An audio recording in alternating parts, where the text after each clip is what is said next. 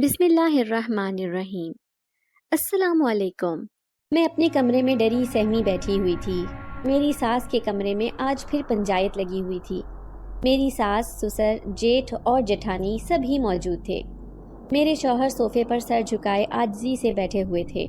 मेरी सास कह रही थी, देख शर्जील, मैंने तेरी शादी तेरा घर आबाद होने के लिए की थी, इसलिए नहीं कि तू खुशियों को तरस जाए। और इंसान की ज़िंदगी में खुशियाँ तब आती हैं जब उसके घर में बच्चों की किलकारियाँ गूंजती हैं। जब बच्चा प्यार से बाबा कहता है, बेटा बाप के सीने पर चढ़कर सोता है, तो बाप की सारे दिन की थकावट उतर जाती है। एक तू है, बैल की तरह मेहनत किए जा रहा है और आंगन तेरा सूना है। कल बुढ़ापे में कौन तेरा सहारा बनेगा? कभी ये सोचा है तूने? अपने बड़े भाई को देख, 4 बच्चे हैं अल्हम्दुलिल्लाह, जिंदगी में सुख ही सुख है। जब जब अल्लाह ने बच्चे दिए हैं, बच्चों के नसीब से तेरे भाई का रिस्क भी बढ़ा है। और तू खुद को देख, बस एक सूखी बकरी को पाले जा रहा है। मेरे शौहर बोले, अम्मा कुछ तो ख्याल करें, शगुफ्ता ने सुन लिया तो क्या सोचेगी? मेरी सास ने जवाब दिया, मुझे इससे कोई गर्ज नहीं है कि वो क्या सोचती है। तेरी शादी को 7 साल हो गए हैं, कोई डॉक्टर तूने छोड़ा है जिससे इलाज ना कराया हो या जिसके पास चेकअप के लिए ना गए हो? तेरी शादी को 5 साल हुए थे, मैंने तो तभी कह दिया था कि या तो औलाद होगी ही नहीं या 15-20 साल के बाद किसी मोजज़े से होगी। ये 2 साल भी मैं सिर्फ तेरे कहने पर खामोश रही हूँ, मगर पुत्र अब 7 साल गुजर चुके हैं। औलाद के लिए बंदा क्या क्या जतन नहीं करता है। तू अगर दूसरी शादी कर लेगा तो कौन सी क़यामत आ जाएगी? फिर वो मेरे ससुर से मुखातिब होकर बोली, शर्जील के अब्बा, आप क्यों खामोश हैं? कुछ कहते क्यों नहीं? मेरे ससुर ने बीवी की तायद करते हुए कहा, देखो बेटा, मेरा ख्याल है कि तुम्हारी माँ ठीक कह रही है। मेरी सास ने कहा, बस जो मैंने कह दिया वही फाइनल है, फैसला हो चुका है। मैं आज ही अपनी बहन से बात करती हूँ कि। ये सुनकर मेरे शौहर खड़े हो गए और बोले, अम्मा आपको जल्दी क्या है? क्यों आप हथेली पर सरसों जमाना चाहती हैं? मेरी सास ने कहा, पुत्र तेरी जिंदगी के 7 साल ज़ाया हो गए हैं, पहले ही बहुत देर हो चुकी है, ऊपर से तू हथेली और सरसों की बातें कर रहा है। मेरे शौहर ये कहकर कमरे से बाहर निकलने के लिए मुड़े। अम्मा जल्दबाजी की ज़रूरत नहीं है, मुझे सोचने के लिए वक्त दें। मेरी सास ने कहा, ठीक है, फिर अगर तू दूसरी शादी नहीं करना चाहता तो अपनी बीवी को लेकर अलग हो जा। ये सुनते ही मेरे जेठ बोले, अम्मा ये आप क्या कह रही हैं? मेरी सास ने कहा, ये मेरा आखिरी फैसला है। मेरे शौहर ने जवाब दिया, ठीक है अम्मा, मैं शगुफ्ता को लेकर अलग हो जाता हूँ। ये कहकर मेरे शौहर कमरे से निकल आए। मेरे जेठ उनके पीछे ये कहते हुए आए, शर्जील ये क्या बचपना है? लेकिन मेरी सास ने बेटे को रोक दिया, रुक जाओ मोहसिन, उसने फैसला कर लिया है तो उसे जाने दो। मेरे शौहर कमरे में आए। मैं दरवाजे के साथ लगी खड़ी आंसू बहा रही थी। शर्जील ने ड्रेसिंग टेबल पर पड़ी अपनी बाइक की चाबी उठाई, मुझे नज़र भरकर देखा जैसे कुछ कहना चाह रहे हों, लेकिन कुछ कहे बगैर वो कमरे से निकल गए। मेरी सास ने तो बिल्कुल मुझसे मुंह फेर लिया था। वो ये समझती थी कि मैंने उनसे उनका बेटा छीन लिया है, जबकि ऐसा नहीं था। शर्जील इसलिए मेरी कदर करते थे कि मैं उनके मुंह से निकले हुए अल्फाज को हमेशा अपनी पलकों पर रखती और उनकी हर जायज़ बात को मानना अपना फ़र्ज़ अव्वलीन समझती थी। औलाद के हवाले से मेरी सास की सारी बातें ठीक थीं, मगर मुझे दुख ये था कि औलाद के लिए मेरी तड़प मेरी सास कभी ना देख सकी, क्योंकि वो अक्सर ये बात कहती कि तुम्हें तो कोई फ़िक्र ही नहीं है कि औलाद हो या ना हो। मेरी सास की जली कटी बातें रोज़ाना मेरे दिल पर गहरे ज़ख्म लगाती। मगर मैंने कभी अपनी सास को पलटकर जवाब ना दिया था। चंद दिन घर में बिल्कुल खामोशी रही, बिला ज़रूरत कोई किसी से बात ना करता। ऐसा लग रहा था जैसे सभी एक दूसरे से नाराज़ हैं।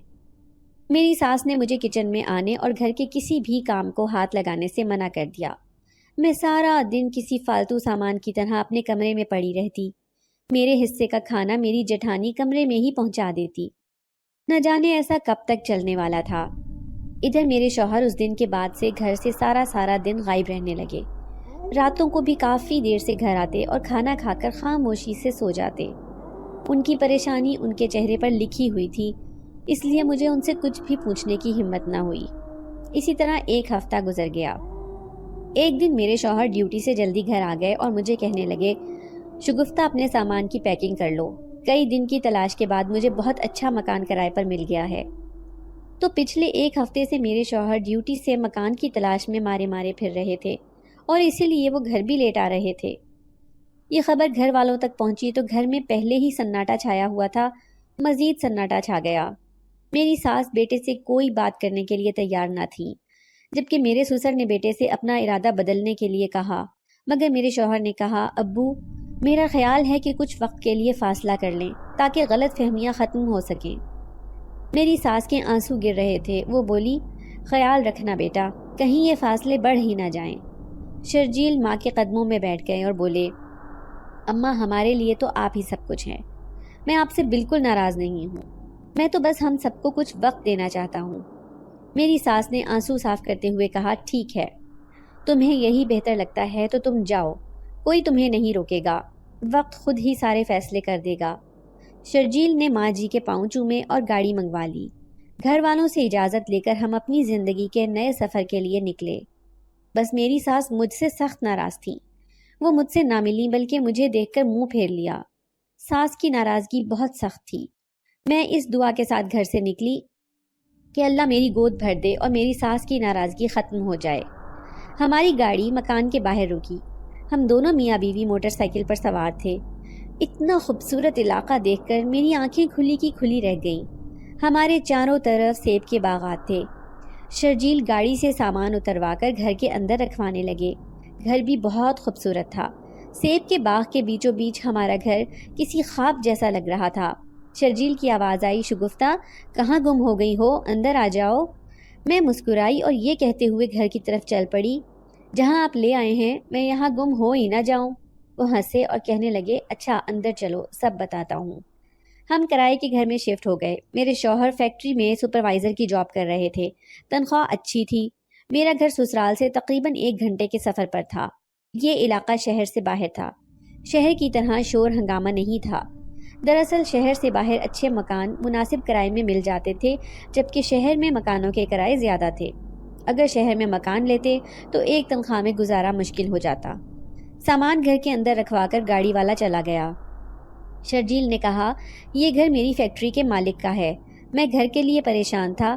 انہوں نے میری پریشانی دیکھی تو خود ہی پوچھنے لگے۔ میں نے وجہ بتائی۔ بس اسی شام وہ مجھے لے کر یہاں آ گئے۔ پوچھا، یہاں رہ لو گے؟ جگہ تو مجھے بہت پسند آئی، مگر میں نے سمجھا کہ لوکیشن اچھی ہے تو کرایہ بھی زیادہ ہوگا۔ تو وہ کہنے لگے کہ سیب کے یہ باغات انہی کے ہیں، ان کا یہ گھر برسوں سے خالی پڑا ہے۔ وہ کہہ رہے تھے کہ یہاں رہو گے تو میرے باغات کی دیکھ بھال بھی ہو جائے گی۔ آخر میں نے کسی کو تو یہ گھر دینا ہے تو تم ہی رہ لو، کرایہ بے شک نہ دینا۔ مگر میں نے فوراً حامی بھر لی، یہ بھی کہہ دیا کہ جو کرایہ میں دے سکتا ہوں ادا کروں گا اور باغات کی دیکھ بھال بھی کروں گا۔ بس میرا سیٹ خوش ہو گیا، اس کی مشکل بھی حل ہو گئی اور ہماری بھی۔ اتنے میں دروازے پر دستک ہوئی۔ شرجیل نے دروازہ کھولا۔ باہر 18-19 سال کی سانولی لڑکی کھڑی تھی اور اس کے ساتھ ایک بوڑھی عورت بھی تھی۔ وہ اندر آئیں، انہوں نے مجھے سلام کیا۔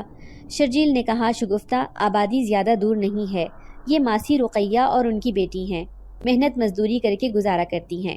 میں نے تمہاری مدد کے لیے انہیں بلایا ہے، گھر کی صفائی اور سیٹنگ میں یہ تمہاری مدد کریں گی۔ میں نے کہا، جی ٹھیک ہے۔ ہم نے کام کرنے کے لیے کمر کس لی۔ کوٹھی نما 3 کمروں پر مشتمل خوبصورت مکان بہت ہی پیارا تھا۔ مکان چونکہ کافی عرصے سے بند تھا اس لیے کافی گندا بھی ہو رہا تھا۔ ہم نے پورے گھر کی صفائی کی، فرنیچر سیٹ کیا۔ ماسی رقیہ کی بیٹی نے سب کے لیے کھانا تیار کیا۔ اس کا نام کاجل تھا۔ میں نے ماسی رقیہ سے پوچھا، ماسی آپ نے کس سے متاثر ہو کر اپنی بیٹی کا نام کاجل رکھا تھا؟ ماسی رقیہ بولی، اس کی سانولی رنگت سے۔ میں قہقہا لگا کر ہنس پڑی۔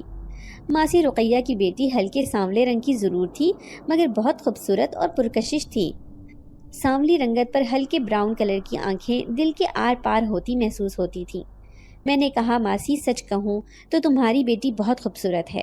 اگر تم اس کا نام رانی مکھرجی بھی رکھتی تو اس پر یہ نام بھی خوب سجتا۔ ماسی رقیہ بولی، پتر میری بیٹی رانی تو پہلے ہی ہے، کاجل نام اس لیے رکھا ہے کہ کسی کی نظر نہ لگے۔ میرے شوہر گھر پر نہیں تھے، وہ کہہ گئے تھے کہ وہ کھانا باہر ہی کھا لیں گے اور شام میں گھر آئیں گے۔ ہم کھانا کھانے لگے۔ میں نے 2-3 بار کاجل کو بڑے غور سے دیکھا جو اس نے بھی محسوس کیا۔ سانولی رنگت میں اتنی کشش میں نے آج سے پہلے نہیں دیکھی تھی۔ ماسی رقیہ خود بھی ایک خوبصورت عورت تھیں۔ کاجل کی مشابہت کافی حد تک اپنی ماں سے تھی، بس اس کی ماں کا رنگ ذرا صاف تھا۔ اس نے لہنگا چولی پہنا ہوا تھا۔ اس کی ماں کے مطابق اسے لہنگا اس قدر پسند ہے کہ وہ عام دنوں میں بھی لہنگا چولی ہی پہنتی ہے۔ مجھے محسوس ہوا کہ شاید میں زیادہ ہی اس کے بارے میں سوچ رہی ہوں۔ میں نے اپنے خیال کو جھٹک دیا اور کھانا کھانے میں مصروف ہو گئی۔ کھانے کے بعد ماسی رقیہ نے واپسی کی اجازت چاہی، مگر ہم سب ہی اتنے تھکے ہوئے تھے کہ میں نے انہیں روک لیا اور بولی، آپ یہیں آرام کر لیں، شام کو شرجیل آ جائیں گے تو وہ آپ کو گھر پہنچا دیں گے۔ ماسی رقیہ مان گئی۔ ہم سب آرام کے لیے لیٹے اور ہماری آنکھ لگ گئی۔ مغرب سے کچھ دیر پہلے شرجیل گھر آ گئے۔ ہم سب بے خبر سو رہے تھے۔ دروازے کی گھنٹی کئی بار بجنے کے بعد کاجل اٹھی۔ اس نے جلدی جلدی دروازہ کھولا۔ شرجیل اندر آئے۔ انہوں نے مجھے ہلایا۔ میں اٹھ کر بیٹھ گئی۔ ماسی رقیہ بھی اٹھ چکی تھی۔ شرجیل بولے، شگفتہ، مغرب ہونے والی ہے۔ ماسی اٹھ کر کھڑی ہو گئیں۔ بولی، بیٹا پہلے ہمیں گھر پہنچا دو، تمہاری بیوی بہت اچھی ہے، اس نے ہمیں روک لیا، کام کر کے ویسے بھی تھک گئے تھے، اس نے کہا یہیں آرام کر لیں، شام میں شرجیل چھوڑ آئیں گے۔ چلو بیٹا، شام ہو رہی ہے، ہمیں چھوڑاؤ۔ شرجیل نے کہا، ٹھیک ہے، آپ چلیں۔ ماسی رقیہ نے مجھے الوداع کہا اور چلی گئیں۔ یہ علاقہ بہت خوبصورت تھا، خاص طور پر یہ جگہ۔ زیادہ آبادی نہیں تھی، دور دور ڈیرے بنے ہوئے تھے۔ کئی ایکڑ پر پھیلا باغات کا یہ سلسلہ نہایت خوبصورت منظر پیش کرتا۔ شرجیل صبح ناشتے کے بعد فیکٹری چلے جاتے، میں گھر کے کام ختم کرتی اور باغ میں آ جاتی۔ تنہائی میں پرندوں کی آوازیں سننا بہت اچھا لگتا تھا۔ میں کافی وقت انہی باغات میں گزارتی۔ اب تو شرجیل بھی کہنے لگے کہ تمہیں تو یہ جگہ کچھ زیادہ ہی پسند آ گئی ہے۔ سسرال میں تھی تو بڑی فیملی میں گھر کے کام کاج میں وقت گزر جاتا، پتہ نہیں چلتا تھا، مگر یہاں آنے کے بعد ہم دو لوگوں کے کام ہی کتنے ہوتے تھے۔ شرجیل کے گھر واپس آنے تک میں شدید تنہائی کا شکار رہتی۔ 5 وقت نماز ادا کرتی اور اللہ سے رو رو کر اولاد کی دعا مانگتی۔ یقیناً اولاد جیسی نعمت اس دنیا میں اور کوئی نہیں ہے۔ ایک دن میں باغ میں سیر کر رہی تھی، یا یہ کہیے کہ وقت گزارنے کی کوشش کر رہی تھی۔ اچانک مجھے چھوٹے سے بچے کی رونے کی آواز آئی۔ میں نے ادھر ادھر دیکھا، قریب تو کچھ نہیں تھا۔ میں آواز کی سمت چل پڑی۔ شاید باغ میں کوئی آیا ہوا تھا۔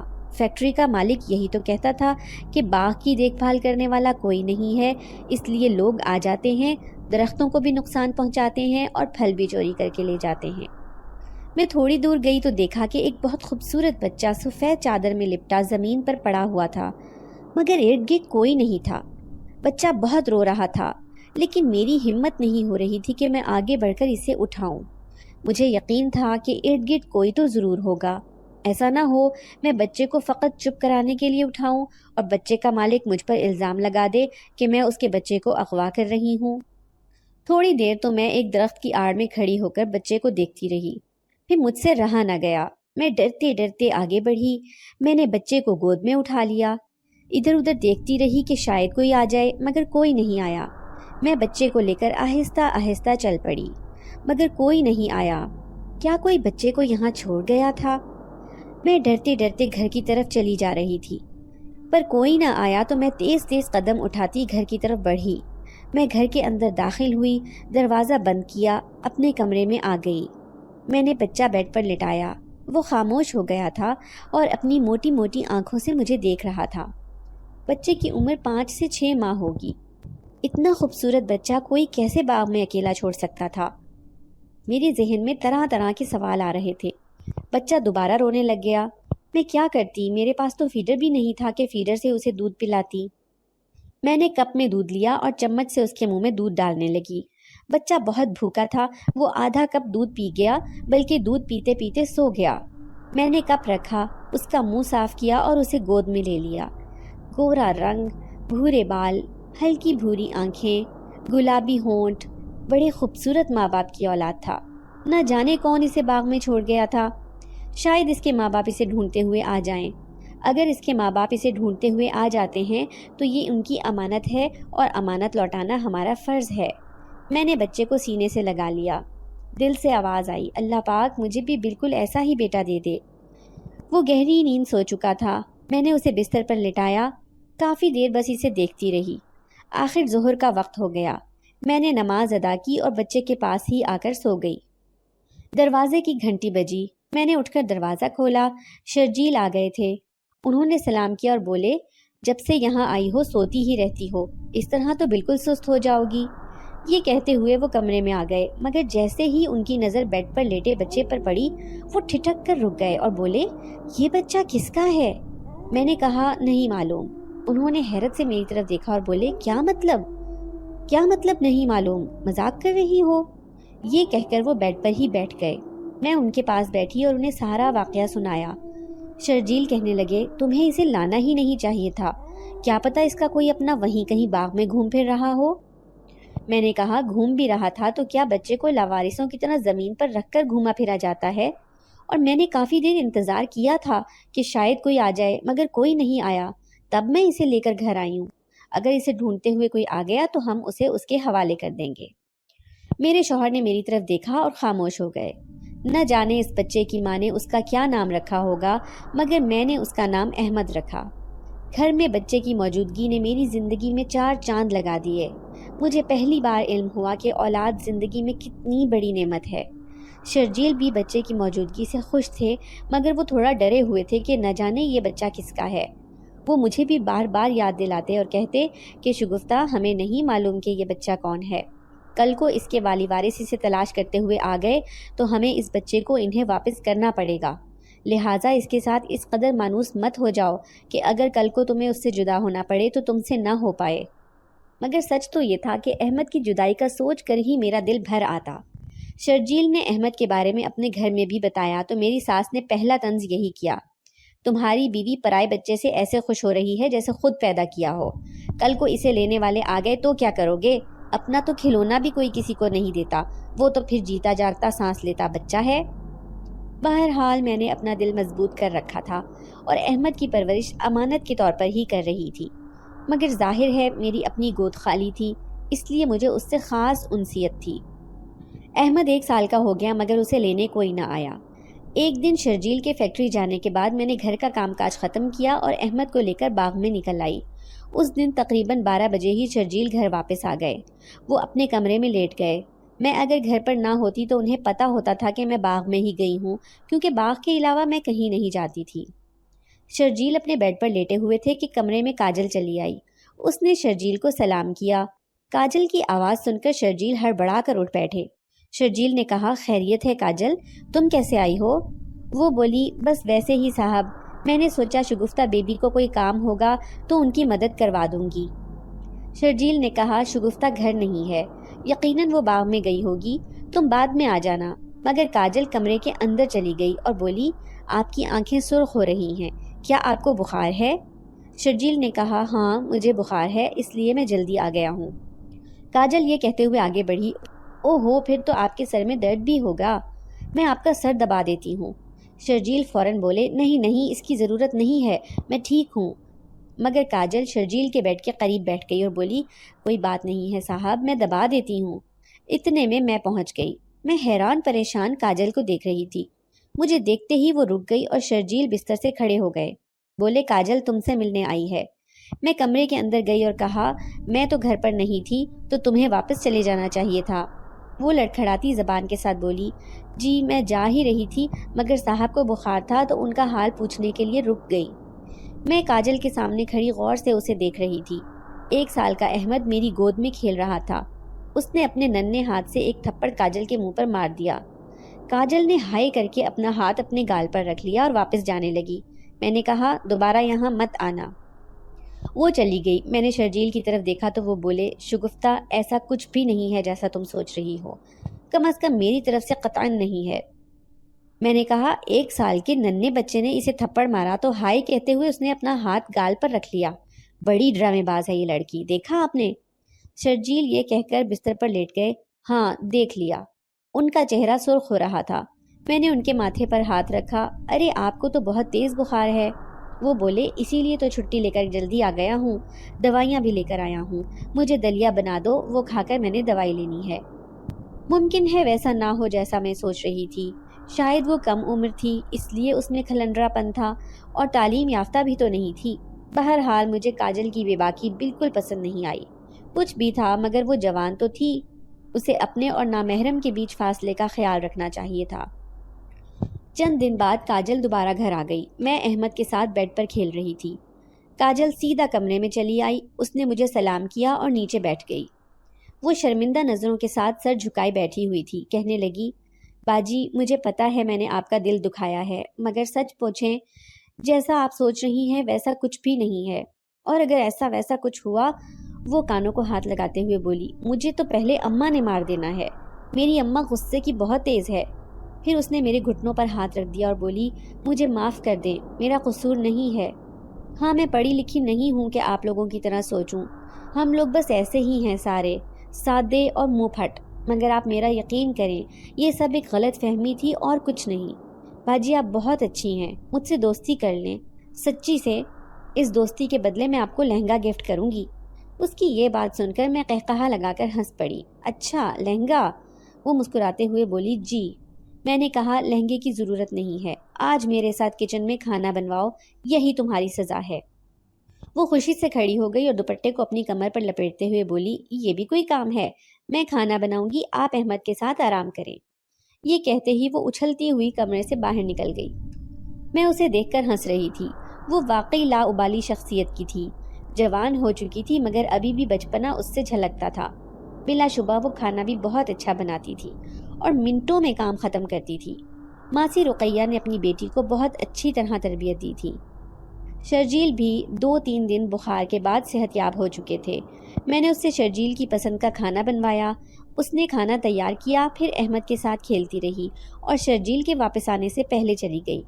میرا دل کاجل کی طرف سے مطمئن ہو چکا تھا۔ اس دن کے بعد وہ اکثر ہی کبھی شرجیل کی موجودگی اور کبھی غیر موجودگی میں گھر چلی آتی، گھر کے کاموں میں میرا ہاتھ پٹاتی اور چلی جاتی۔ میری روٹین تھی کہ میں تھوڑے یا زیادہ وقت کے لیے احمد کو لے کر دن میں ایک بار سیب کے باغات میں چہل قدمی کے لیے ضرور جاتی۔ ایک دن شرجیل میری غیر موجودگی میں گھر کوئی ضروری فائل لینے کے لیے آئے۔ میں نے انہیں دور سے ہی گھر آتے ہوئے دیکھ لیا تھا۔ میں بھی تیز تیز قدم اٹھاتی گھر کی طرف چلی۔ مجھے یہی ڈر تھا کہ آج پھر وہ جلدی آ گئے ہیں، کہیں انہیں پھر سے بخار تو نہیں ہو گیا، مگر میری نظر کاجل پر پڑی، وہ بھی گھر کی طرف جا رہی تھی۔ اسے دیکھ کر میں درخت کی اوٹ میں چھپ گئی۔ وہ گھر کے اندر داخل ہوئی۔ میں نے احمد کو گود میں اٹھایا اور تیز تیز قدم اٹھاتی گھر کی طرف چلی۔ دروازے سے اندر داخل ہوئی۔ کمرے سے کاجل اور شرجیل کی آوازیں آ رہی تھیں۔ شرجیل کہہ رہے تھے، کاجل تم پاگل ہو گئی ہو، شگفتہ کا اعتماد بڑی مشکل سے بحال ہوا ہے، الٹے پاؤں یہاں سے واپس چلی جاؤ، سمجھی؟ کاجل بولی، شرجیل صاحب میں اپنے دل کے ہاتھوں بہت مجبور ہوں، آج تک آپ کے علاوہ کوئی میرے دل کو اچھا نہیں لگا، جو مرضی قسم لے لیں، آپ نے مجھ سے شادی نہ کی تو میں آپ کے نام پر بیٹھی رہوں گی، مگر کسی اور سے شادی نہیں کروں گی۔ شرجیل نے کہا، کاجل میرا ہاتھ چھوڑو۔ کاجل بولی، کبھی نہیں چھوڑوں گی۔ شرجیل بولے، اچھا تو تم ایسے نہیں مانو گی، چلو نکلو میرے گھر سے۔ میں جلدی سے ساتھ والے کمرے میں گھس گئی اور کمرے کے دروازے کے پیچھے چھپ کر دیکھنے لگی۔ شرجیل کاجل کا ہاتھ پکڑے اسے کھینچتے ہوئے باہر والے گیٹ کی طرف لے کر جا رہے تھے۔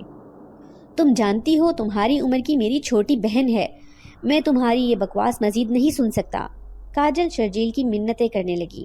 شرجیل صاحب خدا کے لیے مجھے اس طرح گھر سے نہ نکالیں، میں آپ کی منت کرتی ہوں، میں آپ کے بغیر نہیں رہ سکتی۔ شرجیل نے گیٹ کھولا اور کاجل کو گھر سے باہر دھکا دیتے ہوئے بولے، اب تم ادھر کا رخ مت کرنا۔ کاجل غصے سے چلائی، آپ کو غرور کس بات کا ہے؟ آپ کی بیوی ایک اولاد تو آپ کو دے نہیں سکتی، پتہ نہیں کس کا بچہ اٹھا کر گھوم رہی ہے۔ شرجیل بولے، خبردار، بہت ہوا بس، چلی جاؤ یہاں سے۔ یہ کہہ کر انہوں نے دروازہ بند کر دیا۔ میں دروازے کے پیچھے سے نکلی اور انہیں دیکھنے لگی۔ انہوں نے دروازہ بند کیا، واپس مڑے، مگر مجھے دیکھتے ہی ٹھٹک کر رک گئے۔ کاجل بہت بڑی بات کہہ گئی تھی۔ میں اپنے شوہر کی آنکھوں میں خود کو تلاش کرنے لگی۔ وہ خاموشی سے کمرے کے اندر چلے گئے۔ چند لمحوں بعد کمرے سے باہر نکلے، ان کے ہاتھ میں ایک فائل تھی۔ انہوں نے فائل مجھے دکھاتے ہوئے کہا، میں یہ فائل لینے کے لیے آیا تھا، شام کو تھوڑی دیر ہو جائے گی، فیکٹری میں کام زیادہ ہے، تم پریشان مت ہونا۔ یہ کہہ کر وہ چلے گئے۔ محبت بہت بے رحم ہوتی ہے، جس سے ہو جائے انسان اس سے دستبردار ہونا بھی اپنا جرم، اپنی تذلیل سمجھتا ہے۔ کاجل کی محبت کی توہین ہوئی تو اس کی حالت بھی کم و بیش ایسی ہی تھی، جس طرح وہ چلا رہی تھی، لیکن مجھے بہت صدمہ ہوا۔ مجھے کاجل سے یہ امید نہیں تھی۔ میں نے اس پر دوبارہ بھروسہ کیا اور اس نے دوبارہ مجھے دھوکہ دیا۔ کاجل گھر جانے کی بجائے سیب کے باغات میں چلی گئی۔ اسے اپنی کہکشاؤں کی دنیا اندھیر ہوتی دکھائی دے رہی تھی۔ چلتے چلتے وہ روتی ہوئی باغ کے آخری حصے میں چلی گئی۔ باغ کے آخری حصے میں پہنچتے ہی وہ گھٹنوں کے بل زمین پر بیٹھی۔ اس نے زور سے چیخ ماری۔ میں احمد کو سلا رہی تھی۔ اس کی درد بھری چیخ میرے کانوں نے بھی سنی تھی۔ وہ رو رہی تھی۔ محبت میں شکست اس کے لیے ناقابل برداشت تھی۔ اسی وقت ایک عورت اس کے پاس آئی۔ اس نے کاجل کے کندھے پر ہاتھ رکھا اور اس کے سامنے بیٹھ گئی۔ کاجل نے اس کی طرف دیکھا۔ عورت کی آنکھوں میں آنسو تھے۔ وہ ادھیڑ عمر عورت تھی۔ عورت نے اپنے آنسو پونچھتے ہوئے کہا، شگفتہ جتنی معصوم نظر آتی ہے اتنی ہے نہیں۔ ہم دونوں ہی اس کے ڈسے ہوئے ہیں۔ یہ سنتے ہی کاجل نے چونک کر اسے دیکھا۔ اجنبی عورت بولی، کچھ لوگ اتنے خطرناک ہوتے ہیں کہ وہ کچھ نہ بھی کریں تو بھی سب کچھ برباد کر دیتے ہیں، اور ہم چاہ کر بھی ان کا کچھ نہیں بگاڑ سکتے۔ کاجل اپنے آنسو صاف کرتے ہوئے بولی، شگفتہ بی بی نے تمہارے ساتھ کیا کیا ہے؟ اجنبی عورت گہرا سانس بھرتے ہوئے بولی، تمہاری بی بی کے پاس میرا بیٹا ہے۔ کاجل نے حیرت سے کہا، کیا؟ شگفتہ بی بی کے پاس تمہارا بیٹا ہے؟ اجنبی عورت بولی، ہاں، وہ میرا بیٹا ہے۔ کاجل نے کہا، اگر وہ بچہ تمہارا ہے تو جاؤ، جا کر اس سے لے لو۔ اجنبی عورت بولی، جب میرا بچہ کھویا تھا اس وقت وہ 5 مہینے کا تھا، اب وہ 1.5 سال کا ہو چکا ہے۔ اس کی تو شکل ہی تبدیل ہو گئی ہوگی، نہ جانے اب اس کی پرانی نشانیاں ہوں گی بھی یا نہیں۔ میری بات کا کون یقین کرے گا؟ کاجل نے کہا، پھر میں آپ کی بات کا کیوں یقین کروں؟ اجنبی عورت بولی، تمہیں میرا یقین کرنا ہوگا، ورنہ میں اپنے بچے کے بغیر مر جاؤں گی۔ تمہیں یہ تو یقین ہے نا کہ وہ تمہاری بیوی کو ملنے والا بچہ 5 مہینے کا تھا اور اسے وہ بچہ اسی باغ سے زمین پر پڑا ملا تھا؟ کاجل نے ہاں میں سر ہلایا۔ اجنبی عورت بولی، تو پھر یقین کرو، میں وعدہ کرتی ہوں تم میرا بچہ مجھے لا دو، میں تمہیں ایسا تعویذ دوں گی کہ شرجیل کا دل خود بخود تمہارے لیے نرم ہو جائے گا، بلکہ وہ خود تمہارے پاس دوڑا چلا آئے گا۔ کاجل نے کہا، کیا یہ ممکن ہے؟ ہاں ممکن ہے، اسی لیے تو وعدہ کر رہی ہوں۔ کاجل نے پوچھا، مجھے کیا کرنا ہوگا؟ اجنبی عورت بولی، کل کسی طرح میرے بچے کو چھپا کر اسی جگہ لے آنا۔ میں تمہیں ایسا تعویذ دوں گی جو شرجیل کے دروازے پر دفن کرتے ہی اس کے گھر کے دروازے تمہارے لیے کھل جائیں گے۔ کاجل نے اس کے ساتھ وعدہ کر لیا۔ اگلے دن میں دوپہر کا کھانا بنانے میں مصروف تھی۔ احمد کمرے میں سو رہا تھا۔ مجھے آہٹ محسوس ہوئی تو میں فوراً کچن سے نکلی۔ کیا دیکھتی ہوں کہ کاجل نے احمد کو اٹھایا ہوا تھا۔ میں نے کہا، تم یہاں کیا کر رہی ہو؟ مگر وہ باہر والے دروازے کی طرف دوڑ پڑی۔ میں چلائی، کہاں جا رہی ہو؟ رک جاؤ۔ میں اس کے پیچھے بھاگی۔ اس سے پہلے کہ وہ دروازہ کھول کر باہر نکلتی، میں نے اسے پکڑ لیا۔ میں نے اس کے ہاتھ سے احمد کو چھینا اور اسے تھپڑ دے مارا۔ کہاں لے جا رہی تھی میرے بیٹے کو؟ وہ بولی، یہ تمہارا بیٹا نہیں ہے۔ وہ احمد کو مجھ سے چھیننے لگی۔ اسی دوران احمد اٹھ گیا۔ میں نے اسے دھکا دیا، وہ پیچھے ہٹی۔ میں نے دروازہ کھولا تاکہ اسے گھر سے باہر نکال سکوں، لیکن اس نے کسی بپھری ہوئی شیرنی کی طرح مجھ پر حملہ کر دیا۔ احمد نے اپنے ننھے ہاتھوں سے اس کے بال کھینچے، مگر اتنی زور سے کھینچنے پر وہ چلا اٹھی اور حیرت سے احمد کی طرف دیکھتے ہوئے بولی، اتنے چھوٹے سے بچے میں اتنی طاقت کہاں سے آئی؟ شگفتہ بی بی، آج یا تو آپ رہیں گی یا میں۔ وہ بالکل پاگل ہو چکی تھی۔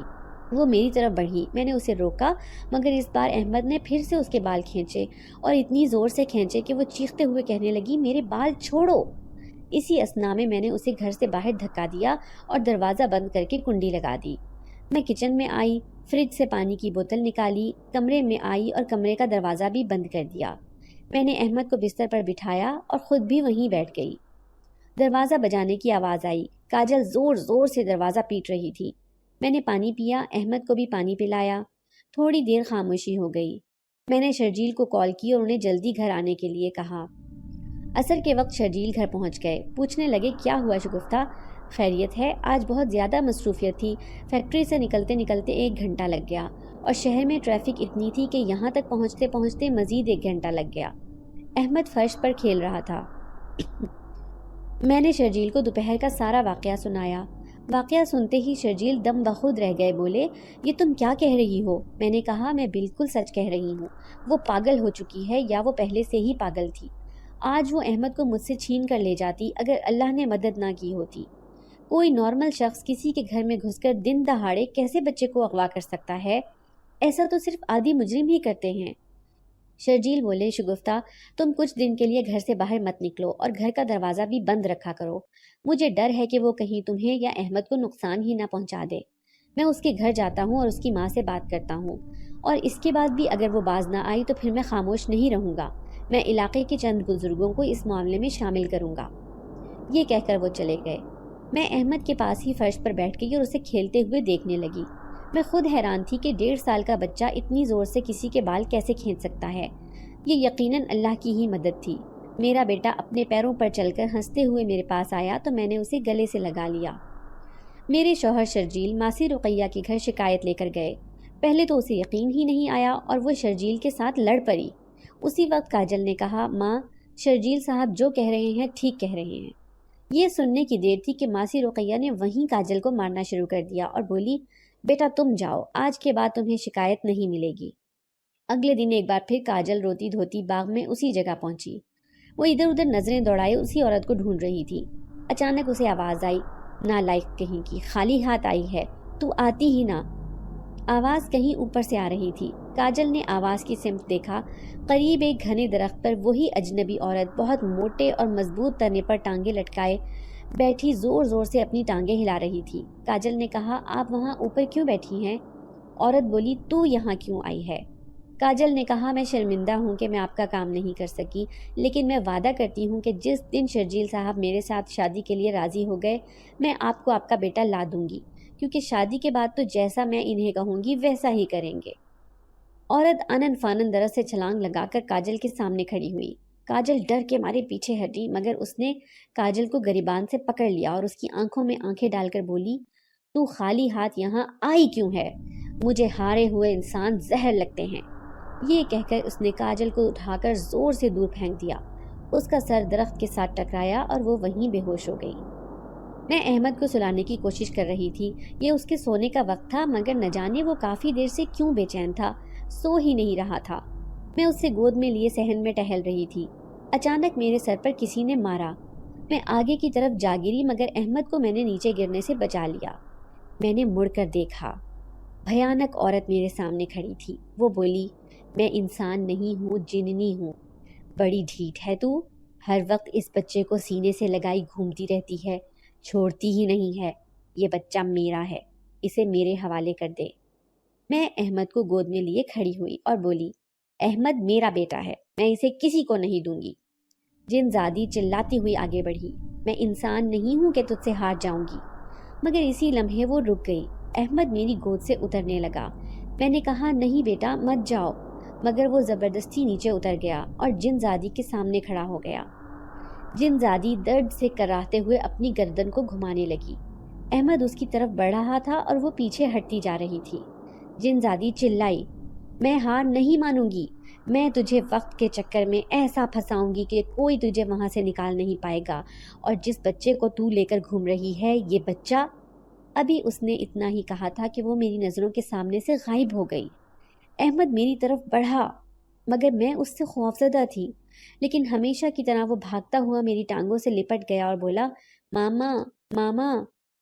میں نے اسے اٹھایا اور اندر کمرے میں لے آئی۔ اگلی صبح میں سو کر اٹھی۔ میں کمرے میں اپنے بستر پر لیٹی ہوئی تھی۔ شرجیل احمد کو گود میں لیے صوفے پر بیٹھے ہوئے تھے اور بہت پریشان لگ رہے تھے۔ میری نظر گھڑی پر پڑی۔ صبح کے 9 بج رہے تھے۔ آج میں کافی دیر تک سوتی رہی تھی۔ شرجیل تو 7 بجے ہی فیکٹری کے لیے نکل جاتے تھے، وہ اب تک یہیں بیٹھے تھے اور مجھے جگایا بھی نہیں۔ احمد کی مجھ پر نظر پڑی۔ مجھے دیکھ کر وہ ہنسنے لگا۔ میں اٹھی اور شرجیل کی طرف چل پڑی۔ چند قدم چلی ہوں گی کہ میں کسی چیز سے ٹکرائی اور پیچھے ہٹ گئی۔ میں نے پھر آگے بڑھنے کی کوشش کی، مگر پھر ٹکرائی اور پیچھے ہٹ گئی۔ میرے سامنے کیا چیز تھی؟ میں آگے کیوں نہیں بڑھ پا رہی تھی؟ شرجیل بھی میری طرف نہیں دیکھ رہے تھے۔ اتنے میں شرجیل کو فون آیا۔ انہوں نے پاس پڑا موبائل اٹھایا اور کہنے لگے، بھائی صاحب، پتہ نہیں شگفتہ کہاں چلی گئی ہے، کل شام سے غائب ہے۔ میں تو یہاں ہوں شرجیل، کیا ہو گیا ہے آپ کو؟ بھائی، اب میں FIR درج کرانے تھانے ہی جا رہا ہوں۔ چلیں ٹھیک ہے، آپ آ جائیں، میں آپ کا انتظار کرتا ہوں۔ یہ کہہ کر انہوں نے فون بند کر دیا۔ میں چلائی، شرجیل میں آپ کے سامنے تو کھڑی ہوں، آپ مجھے دیکھ کیوں نہیں رہے؟ مگر جیسے ہی میں آگے بڑھتی پھر وہیں رک جاتی۔ اتنے میں شرجیل اٹھے اور احمد کو لے کر باہر نکل گئے۔ احمد میری طرف دیکھ کر ہنس رہا تھا، جیسے میرے پاس آنا چاہتا ہو۔ میں نے غور کیا تو میرے سامنے شیشے کی نہایت باریک دیوار تھی۔ پھر میں اسے اپنے ہاتھوں سے چھوتی چلی گئی۔ صرف سامنے نہیں، میں شیشے کے بہت بڑے باکس کے اندر قید تھی۔ شاید میری آواز بھی باہر نہیں جا رہی تھی۔ مگر یہ کیسے ہو سکتا ہے؟ میں تو کل احمد کے ساتھ کھیل رہی تھی۔ میں نے دماغ پر زور دیا تو مجھے یاد آیا، جس وقت میں نے احمد کو گلے سے لگایا میرا سر بہت بھاری ہونے لگا، اور پھر میں نے تجھے وقت کے چکر میں قید کر دیا۔ میں نے آواز کی طرف پلٹ کر دیکھا۔ میرے سامنے وہی جنزادی کھڑی تھی۔ وہ مجھے دیکھ کر خوفناک طریقے سے ہنس رہی تھی۔ میں بولی، تم کون ہو؟ مجھ سے کیا چاہتی ہو؟ وہ بولی، میں ایک چڑیل ہوں، اور جس بچے کو لے کر تو گھوم رہی ہے وہ کسی انسان کا نہیں، جن کا بچہ ہے، کوہ قاف کا شہزادہ ہے۔ میں تب سے اسے ڈھونڈ رہی ہوں جب سے وہ پیدا ہوا ہے، مگر اس کی مکار ماں اسے مجھ سے چھپاتی رہی، اور ایک دن نہ جانے کب وہ اپنے بچے کو اس دنیا میں چھوڑ گئی۔ وہ تجھے مل گیا۔ وہ بچہ بہت طاقتور ہے، اسے تو میں آج لے کر ہی جاؤں گی، چاہے مجھے تیرے شوہر کو مارنا ہی کیوں نہ پڑے۔ میں چلائی، نہیں، میرے شوہر کو کچھ مت کہنا، مگر دیکھتے ہی دیکھتے وہ غائب ہو گئی۔ میں اس وقت کے چکر سے کیسے نکلوں؟ مجھے شرجیل کو بچانا ہے، اور احمد، اس کا کیا ہوگا؟ میں نیچے بیٹھی اور رونے لگی۔